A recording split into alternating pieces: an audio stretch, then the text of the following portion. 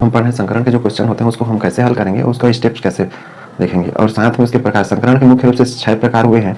एक होता है sp संकरण, दूसरा होता है sp2, तीसरा sp3, चौथा sp3d, पांचवा sp3d2 और छठवां होता है sp3d3। और इन्हीं के आधार पर जो आखिरी के 3 और संकरण हैं, एक दो और प्रकार बनाए गए हैं जो कि 12th का हिस्सा है।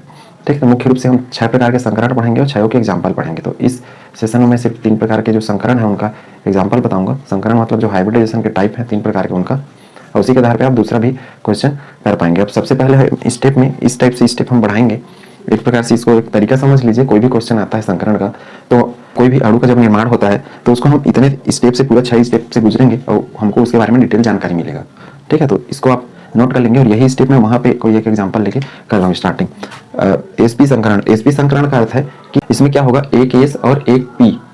इसको एक को ऐसा 1 एस नहीं लिखेंगे, नहीं तो गड़बड़ हो जाएगा। ठीक है, ये हिंदी में ही लिखेंगे। एक एस और एक पी जो परमाणु कक्षक होते हैं वो आपस में क्या होंगे, मिलेंगे, और मिलने के बाद 2 sp संकरित कक्षक अर्थात हाइब्रिड ऑर्बिटल बनाएंगे। इस प्रकार इसको बोलेंगे हम लोग sp संकरण। मतलब एक एस व एक पी कक्षक आपस में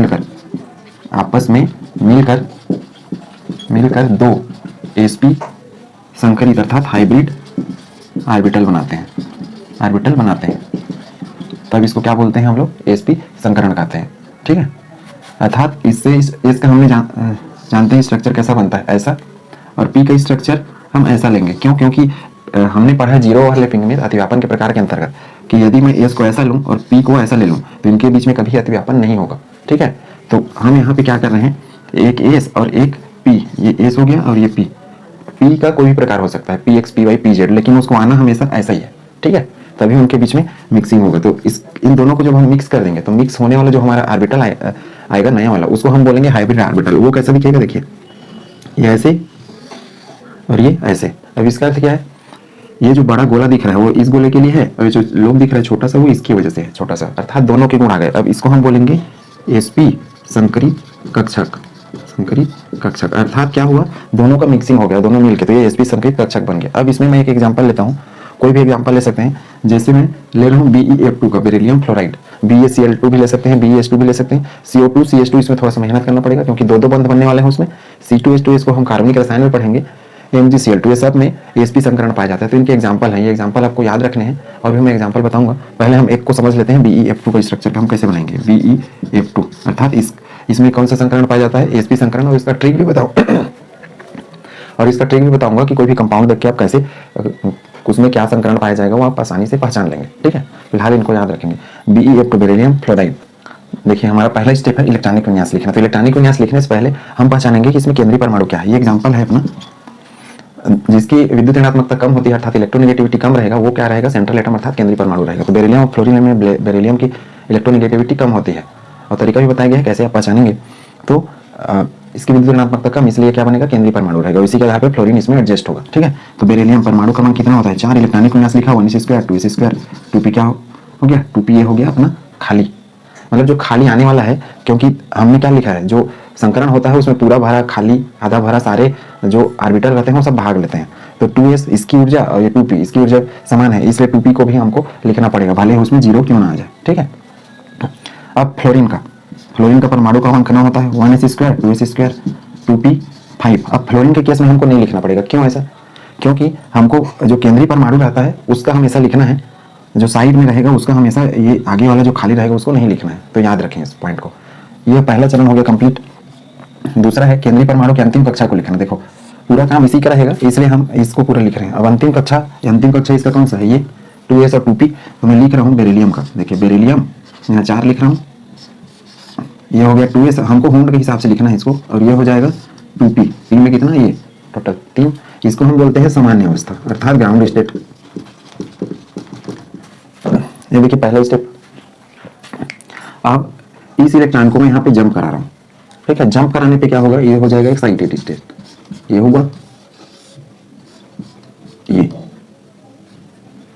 ये सब अलग अलग है, 2px 2py 2pz ऐसा अलग, ये 2p का। ठीक है, उम्मीद है यहाँ तक आपने समझ लिया होगा। इसको कहते हैं उत्तेजित अवस्था अर्थात एक्साइटेड स्टेट। अब इसके बाद क्या होगा, संकरित अवस्था आएगा। संकरित अवस्था में क्या होगा, ये दोनों एक दूसरे में मिक्स हो जाएंगे। मिक्स होने के बाद क्या है, ये 2s नहीं रहेगा, 2p नहीं रहेगा। ये कैसे हो जाएंगे, देखिए तीसरे स्टेप में ये इलेक्ट्रॉन तो हम लिखेंगे, ये भी लिखेंगे, लेकिन अब चूंकि ये मिक्स हो रहे हैं तो 2s और 2p इनका अस्तित्व खत्म हो गया, अब एक नया चीज मिलने वाला है हमको। तो ये याद रखेंगे, ऐसा हम डॉट डॉट बिंदी बिंदी कर लेंगे अपने पहचानने के लिए, और इसको हम बोलेंगे संकरित अवस्था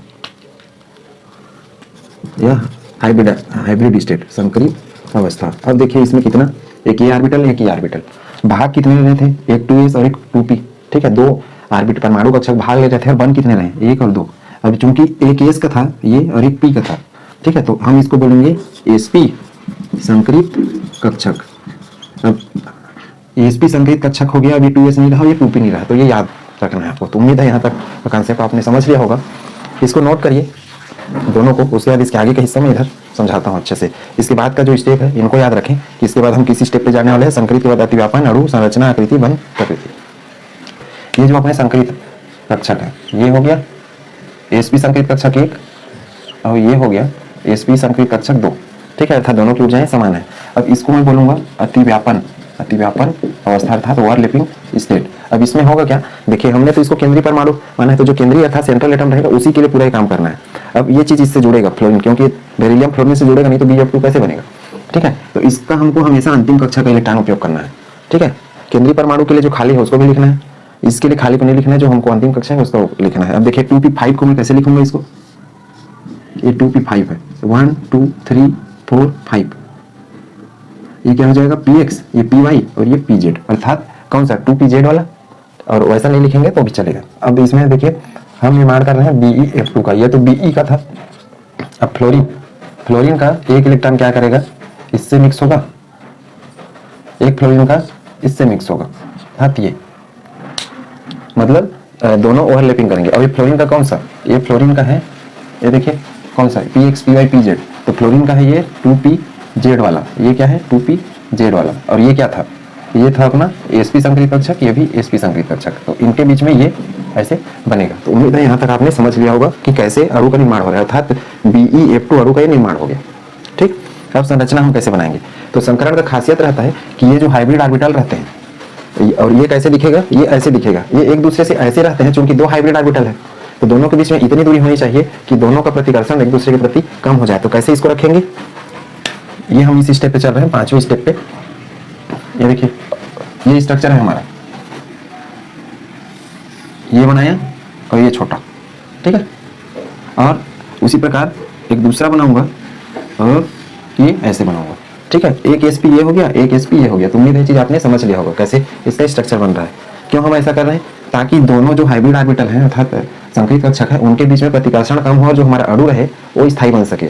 जो हाइब्रिड ऑर्बिटल होते हैं वे एक दूसरे से इतनी दूरी पर रहते हैं कि दोनों के बीच में प्रतिकर्षण बहुत कम रहे और ऊर्जा भी न्यूनतम रहे, ठीक है। तो ये आप याद रखेंगे, ऊर्जा न्यूनतम होनी चाहिए, प्रतिकर्षण भी न्यूनतम होना चाहिए, इस हिसाब से ये एडजस्ट हो जाते हैं। तो ऐसे ही दो मैं sp अर्थात एक sp एक sp किसका बेरिलियम का, इस तरीके से एडजस्ट कर दिया। अब देखिए फ्लोरीन के p से जुड़े हैं pz से, तो इसको हम कैसे जोड़ सकते हैं, ये और ये हो गया एक फ्लोरीन का और दूसरे फ्लोरीन का ऐसा और इस तरीके से, ठीक है। तो उम्मीद है चीज आपने अच्छे से समझ लिया होगा। अब इलेक्ट्रॉन को कैसे एडजस्ट करेंगे, देखिए sp ये तो था sp संक, एक sp ये था और एक sp क्या था, ये था, टोटल 2 sp संकरित कक्षक थे हमारे पास। इसमें का अब ये क्या चीज है, ये है बेरिलियम, इसमें का एक इलेक्ट्रॉन यहाँ रखा। अब फ्लोरीन, ये एक फ्लोरीन है अपना, एक फ्लोरीन ये है अपना, ये p वाला, ठीक है। p का स्ट्रक्चर कैसे रहता है, ऐसी तरह रहता है, इसको हमने ऐसे एडजस्ट किया, क्योंकि ऐसे एडजस्ट करेंगे तभी उनके बीच में बंध बनेगा। अब देखिए अब फ्लोरीन ये हो गया जिसका क्या है 2pz और वैसे इसका हमने एक बेरिलियम का इलेक्ट्रॉन और एक फ्लोरीन का इलेक्ट्रॉन इस तरीके से लगाया, फिर वैसे एक बेरिलियम का और एक फ्लोरीन का, इस तरीके से इनके बीच में बंध का निर्माण हो गया। अब देखिए ये तो हमारा हो गया संरचना बन गया, क्लियर। किसका संरचना, ये BeF2 का संरचना। अब इसका आकृति, इसको मैं इस तरीके से यदि लिखूं, बेरिलियम को बेरिलियम और इधर ये फ्लोरीन हो गया और इधर ये फ्लोरीन, देखिए एक इसका इलेक्ट्रॉन था एक इसका इलेक्ट्रॉन था, वैसे एक इसका एक इसका। यदि मैं इसको चांदा पे रखूं तो कितना अंश रखूं, आकृति बनेगा ये पूरा रेखीय आकृति। तो आकृति हम क्या लिखेंगे, आकृति लिखेंगे रेखीय, रेखीय मतलब लीनियर, एक लाइन जैसे, एक रेखा जैसे, ठीक है। और कोण कितना बनेगा, बंध कोण, बंध कोण, बंध कोण किसको बोलेंगे, यदि हम चांदा रखें यहाँ पे और यहाँ से यहाँ तक का कोण नापे तो चांदा में ऐसे नापेंगे तो कितना बनेगा कोण, बताओ 180 डिग्री का कोण। तो ये याद रखना है। अब परसेंटेज, एस का प्रतिशत कितना है, क्योंकि हमारे पास संकरण क्या है, सिर्फ संकरण का प्रकार है sp, ठीक है। यदि sp है तो एक s और एक p ले रहा है भाग, तो टोटल कितने ऑर्बिटल 2, तो 100 में 2 का भाग दे दूंगा। यदि मैं 100% मान लूं तो 100 में 2 का भाग, एक s और एक p की वजह से। कैसे? एक s और एक p, तो टोटल कितने बने? 2 संकृत कक्षक बन रहे हैं। ये देखिए बटा 2 तो कितना 50, तो s बनेगा 50% और p बनेगा 50%। उम्मीद है ये कॉन्सेप्ट आपने समझ लिया होगा, इसको नोट करिए। इसी के आधार पर बाकी आप इसका BeCl2 का, BeS2 का इनका बना के देखिए। बाकी मैं इसके बाद इसका सेकंड टाइप पढ़ाता हूँ, sp2 संकरण। ठीक है, उम्मीद है चीज आपने समझ लिया होगा, इसको जल्दी से नोट करें। sp2 संकरण का एग्जांपल देखते हैं। sp2 संकरण के इतने सारे एग्जांपल है। ठीक है, अब इसका हम डेफिनेशन के रूप में कैसे लिख सकते हैं? इसको लिख सकते हैं एक केस और 2 p कक्षक मिलकर क्या कर रहे हैं? क्योंकि एक केस और 2 p मतलब दोनों की ऊर्जाएं क्या होंगी? समान। और संकरण के डेफिनेशन में हमने क्या पढ़ा है? समान ऊर्जा वाले जो कक्षक हैं आपस में मिल जाएंगे और नए कक्षक बना लेंगे, जिसको हाइब्रिड ऑर्बिटल बोल रहे हैं। कक्षक मिलकर एक केस और 2 p मिलकर कितना बना रहे हैं? 3 क्या बनाएंगे? sp2 संकृत कक्षक अर्थात हाइब्रिड ऑर्बिटल बनाते हैं, और इस प्रक्रिया को क्या बोलते हैं? sp2 संकरण कहते हैं। अब इसमें देखिए एग्जांपल में BCl3 का ले रहा हूँ, बाकी का भी लेके हम बना सकते हैं। इसमें कॉम्प्लिकेटेड C2H6 C6H6 होगा, जिसको हम ऑर्गेनिक केमिस्ट्री में पढ़ेंगे। ठीक है, बाकी चीजें बहुत सरल है, उसको आप स्वयं से बना सकते हैं। देखिए जैसे BCl3 में एग्जाम्पल ले रहा हूँ, बोरान ट्राइक्लोराइड। अब हमने सबसे पहला स्टेप किया था कि इलेक्ट्रॉनिक विन्यास लिखना है किसका? बोरान परमाणु क्रमांक 5, 1s2 2s2 और क्या आ जाएगा? 2p1। लेकिन देखिए बोरान और क्लोरीन में किसका विद्युत ऋणात्मकता सबसे कम है? जिसकी कम उसी को हम सेंट्रल एटम अर्थात केंद्रीय परमाणु मान लेंगे। बोरान का होता है कम और क्लोरीन का होता है अधिक, तो जिसका जो सेंट्रल एटम रहेगा उसके लिए हम क्या करेंगे? 2s2 2p1 और उसके बाद क्या आ जाएगा? 3s। यहाँ तक हम लोग लिख ले रहेंगे शुरुआत में, जैसा मतलब 1s2 2s2 2p6 3s2 मतलब 2p के बाद 3s में आने वाला है। लेकिन हमको क्या है? समान ऊर्जा वाले चीजों को लेना रहता है, तो समान ऊर्जा 2s और 2p की है, इसलिए हम इसको नहीं लिखेंगे। यदि मान लो इसमें इलेक्ट्रॉन नहीं रहता, सिर्फ इसमें रहता, तो इसको लिख लेते, क्योंकि उसकी ऊर्जाएं समान है। अब 3s में आ गया तो ऊर्जाएं अलग हो गई। ऊर्जाएं अलग किसमें रहेंगी? हमने संकरण के नियम में पढ़ा है कि d वाले केस में जिसकी ऊर्जाएं अलग होगी उसमें इलेक्ट्रॉन जा सकता है, अर्थात वो भी पार्टिसिपेट करेगा किसमें? संकरण की प्रक्रिया में। तो यहाँ तक लिख लेना है। उसके बाद हम क्लोरीन का लिखा है। क्लोरीन कितना होता है? 17, 1s2 2s2 2p6 3s2 और 3p5। इस तरीके से हो गया 17। अब हम सामान्य अवस्था पे लेते हैं, किसके लिए? जो केंद्रीय परमाणु रहता है उसका, मतलब हमारा दूसरा स्टेप में हम क्या करेंगे? दूसरे स्टेप में जो केंद्रीय परमाणु रहता है अर्थात जो यहाँ पे बोरान है, इसकी अंतिम कक्षा का हम इलेक्ट्रॉनिक विन्यास लिखना स्टार्ट करेंगे। देखिए हम लिख रहे हैं बोरान का अंतिम कक्षा का इलेक्ट्रॉनिक विन्यास, ये हो जाएगा 2s और उसके बाद क्या आ जाएगा? 2p1। ठीक है, ये क्या हो गया? सामान्य अवस्था मतलब ग्राउंड स्टेट। ठीक, उम्मीद है यहाँ तक आपने समझ लिया होगा। दूसरा स्टेप क्या है? इलेक्ट्रॉनों को हम जंप कराएंगे इसमें एक्साइटेड स्टेट। क्यों? क्योंकि अपने पास जो एग्जांपल है उसमें क्लोरीन कितने हैं? 3, और तीनों के लिए 3 खाली एक इलेक्ट्रॉन वाली जगह चाहिए, अर्थात ऑर्बिटल भी चाहिए आधे भरे वाले। ठीक है, इसलिए हम ऐसा जंप करा रहे हैं।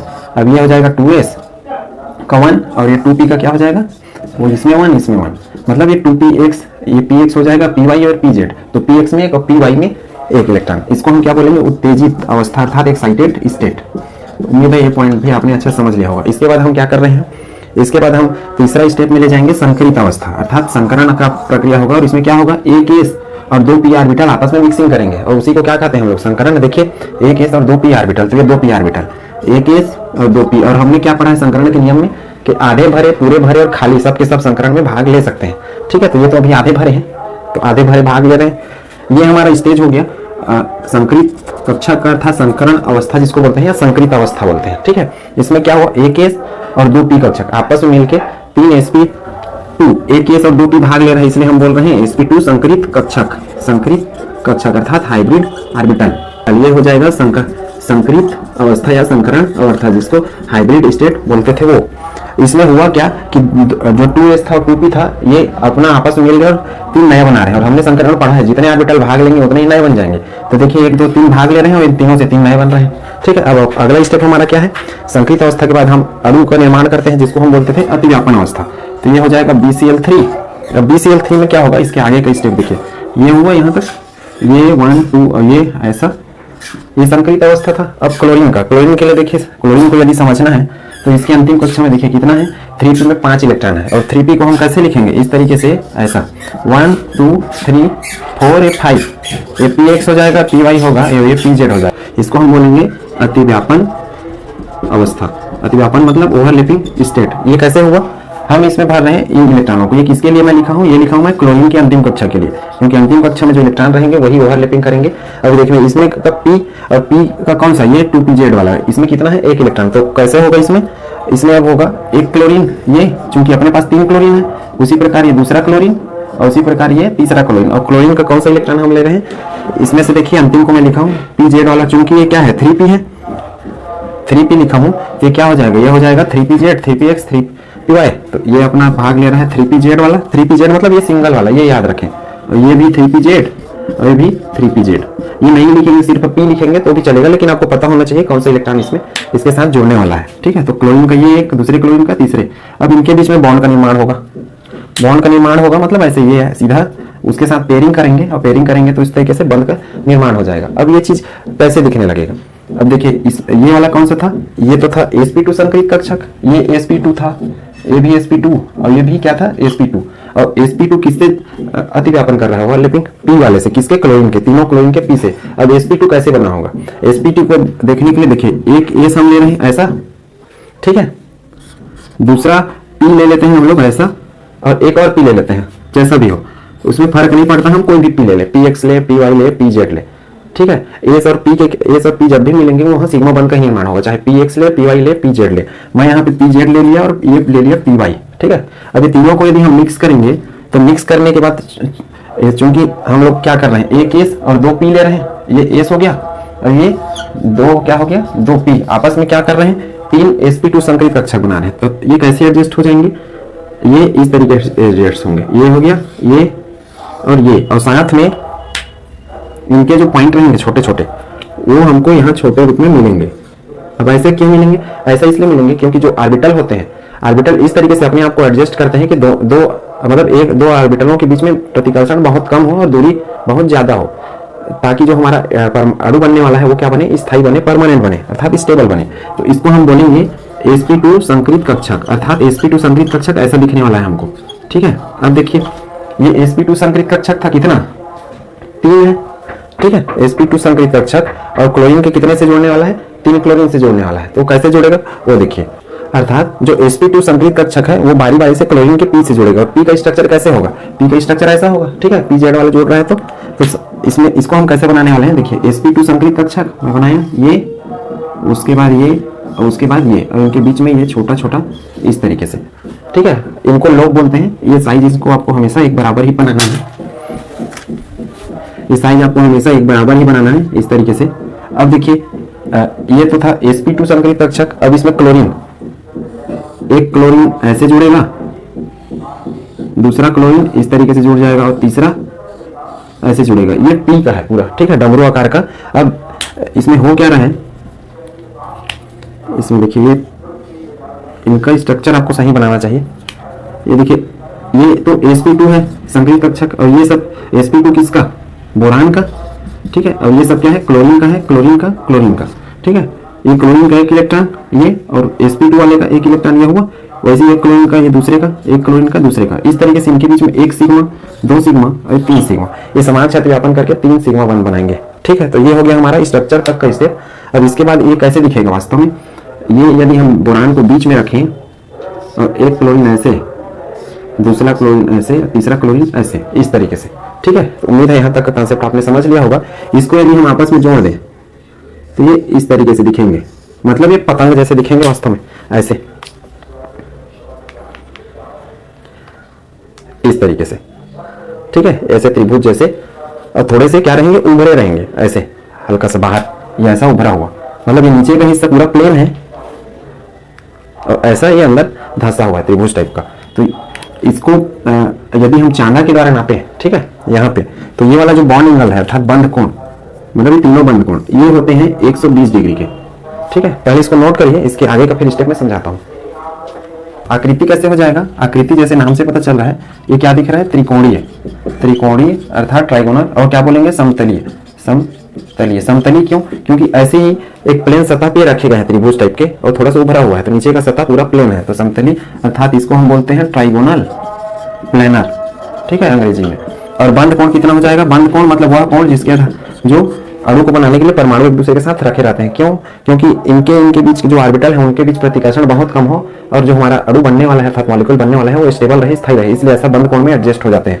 या इस प्रकार के बंध कोण में 120 डिग्री का रहेगा। तो देखिए 120 टोटल 360 डिग्री का हो जाएगा। इसके पहले हमने उसमें पढ़ा था 180 अंश का कोण। ठीक है, तो कोण आपको याद रखना है, अब इसमें बंध भी काउंट कर सकते हो, ये सब सिग्मा बंध है, 1 2 3 3 सिग्मा बंध बनते हैं और हर एक बंध में इलेक्ट्रॉन भी रहेगा, सिग्मा बंध है तो सिग्मा इलेक्ट्रॉन, पाई बंध रहेगा तो पाई इलेक्ट्रॉन। और हमने पढ़ा था कि हमेशा अक्षीय द्विव्यापन होगा और सिग्मा बंध बनेगा किसमें, हाइब्रिड ऑर्बिटल के बीच अर्थात संकरित कक्षकों के बीच। ये सब संकरित कक्षक है, जो त्रिभुज जैसे दिख रहे हैं वो sp2 संकरित कक्षक इसके साथ, ठीक है। तो उम्मीद है ये चीज आपने समझ लिया होगा। पी का कौन सा है, मतलब क्लोरीन का कौन सा, ये पी वाला है, ठीक है, कौन सा, पीजेड वाला, तो ये याद रखें आप। 120 अंश का कोण। अब प्रकृति मतलब इसमें एस, sp2 में एस कितना परसेंट रहेगा, परसेंटेज एस का, पी का परसेंटेज कितना रहेगा। तो देखिए sp2 में p2 और एस कितना होता है 1, तो 100 को मैं 3 से भाग दूंगा, टोटल 100/3 करूंगा तो कितना आएगा 33.33, अर्थात 1 के लिए 33.33। तो चूंकि एस 1 है इसलिए 33.33 और पी कितना है, पी है 2, तो 2 गुणित 33.33 कर दूंगा तो क्या हो जाएगा,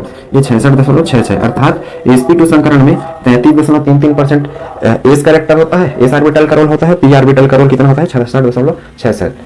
तो उम्मीद है sp2 संकरण आपने समझ लिया होगा, इसका स्ट्रक्चर कैसे बनता है, इसका बॉन्डिंग कैसे बनता है। ये संकरण अर्थात हाइब्रिडाइजेशन, और इसमें जो संकरण के हमने नियम पढ़े हैं वो सारे नियम मैं लगभग बताते गया हूँ कैसे स्टेप बाय स्टेप होता है। ये हो गया मिक्सिंग इनका, और इससे फाइनली हमको ये चीज मिल रहा है मिक्सिंग के बाद।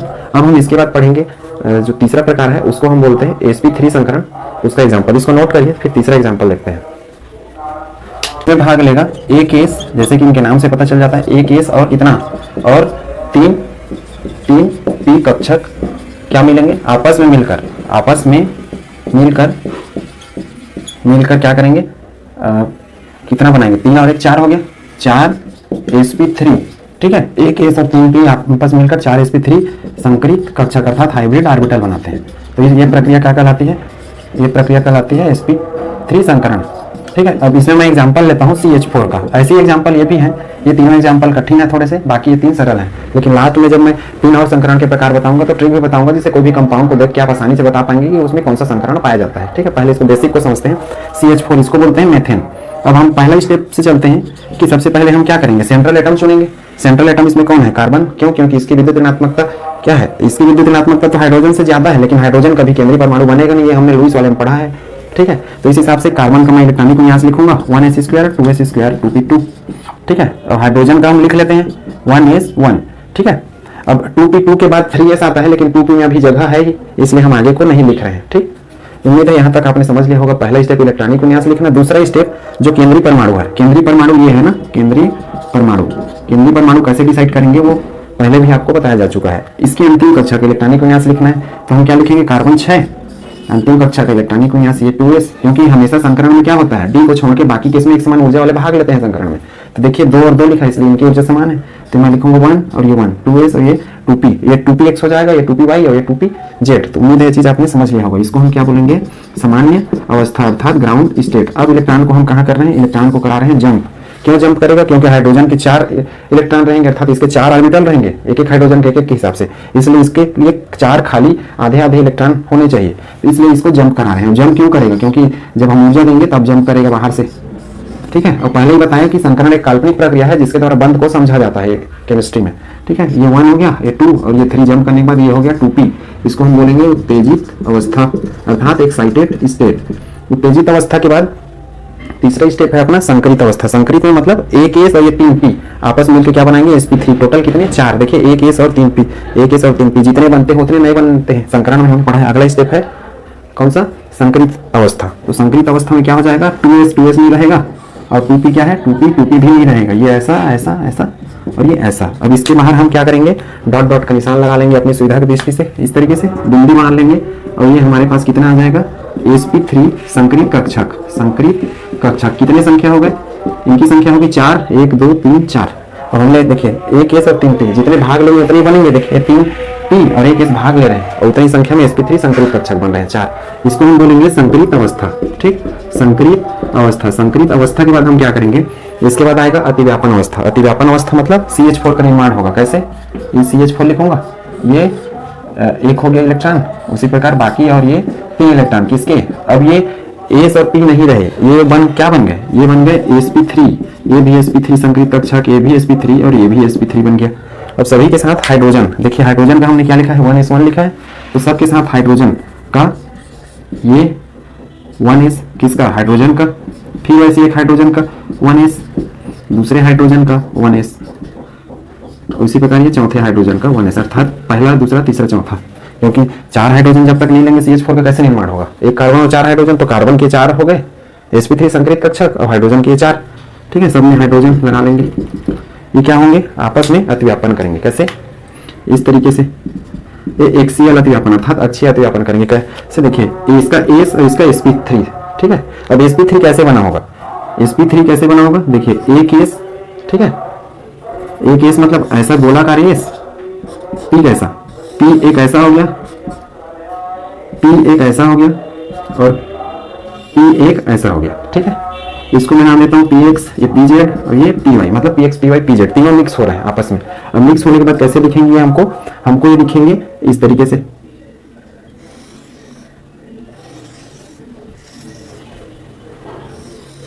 इस तरीके से दिखेंगे, मतलब 4 कोने बनेंगे और 4 कोने के बाद ये छोटे छोटे इनके बीच में लोग रहेंगे, गैप थोड़ा सा बढ़िया बना लेंगे, ठीक। इस तरीके से ये जो हमको हाइब्रिड ऑर्बिटल मिलेगा इसको हम बोलेंगे sp3 संकरित कक्षक, संकरित कक्षक, मतलब तीनों p और ये s आपस में मिक्स होके ऐसा बना रहे हैं, ठीक। अब इसको मैं मान लो ऐसा कर देता हूँ तो ये और सुंदर दिखने लगेगा इस तरीके से। तो 4 कोने देखिए, 1 2 3 4। इसका स्ट्रक्चर वास्तव में ऐसा नहीं है, इसका स्ट्रक्चर वास्तव में ऐसा है। देखिए एक मेरी ओर रहेगा और 3 ऐसे सामने, तो इस तरीके से चतुष्फल की 4 कोने वाले बनते हैं। तो उम्मीद है यहाँ तक आपने स्ट्रक्चर इसका समझ लिया होगा। अब देखिए इसको हम कैसे करेंगे? कार्बन को बीच में बिठाएंगे, कार्बन मतलब इसको हम बना रहे हैं ऐसे ऐसे इस तरीके से, और ये ऐसे, ये चूंकि पीछे है तो इसको हम ऐसे डॉट डॉट भी दिखा सकते हैं इस तरीके से। ये दिखाने का एक तरीका है, मतलब ये हमारी और नहीं हो, पीछे है, कुछ पीछे के लिए ऐसा कटिंग लाइन दिखाया जाता है, ठीक है। तो ऐसा कटिंग लाइन के द्वारा भी हम इस तरीके से इसको दिखा सकते हैं। ये वाला जो मैं वहां पे पूरा कंप्लीट कर दिया हूं, नहीं दिखाना रहेगा तो भी चलेगा। अब देखिए ये तो था sp3 संकरित कक्षक। अब हाइड्रोजन का क्या है? एस, और एस का स्ट्रक्चर कैसे होता है? गोल।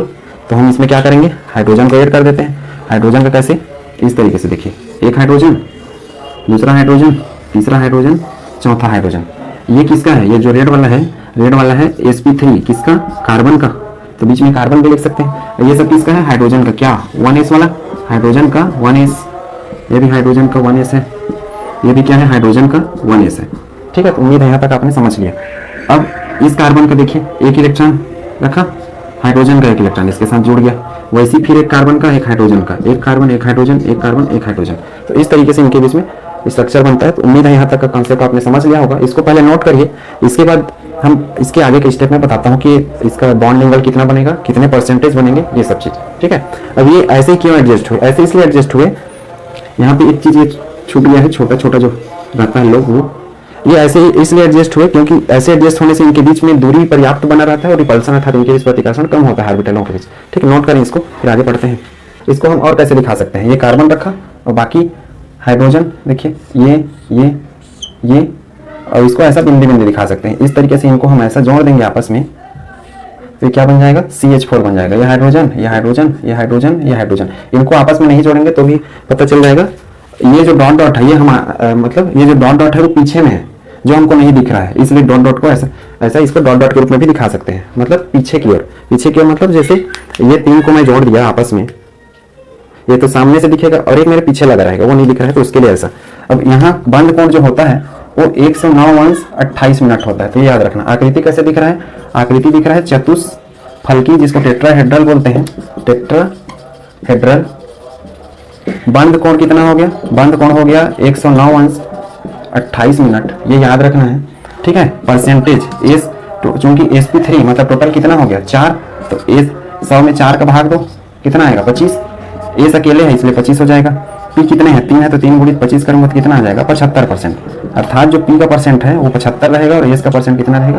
25 रहेगा। बंद, ये सब सिग्मा बंद है, 1 सिग्मा, 2 सिग्मा, 3 सिग्मा, 4 सिग्मा। क्यों? क्योंकि ये सीधा अक्षीय अतिव्यापन कर रहे हैं इसलिए, ठीक है। तो उम्मीद है ये चीज आपने समझ लिया होगा, ये जो जितने पॉइंट है इसके और ये सारी चीजें। आज के लिए बस इतना ही। नेक्स्ट हम इसके जो और 3 प्रकार हैं उसको पढ़ेंगे। Thank you.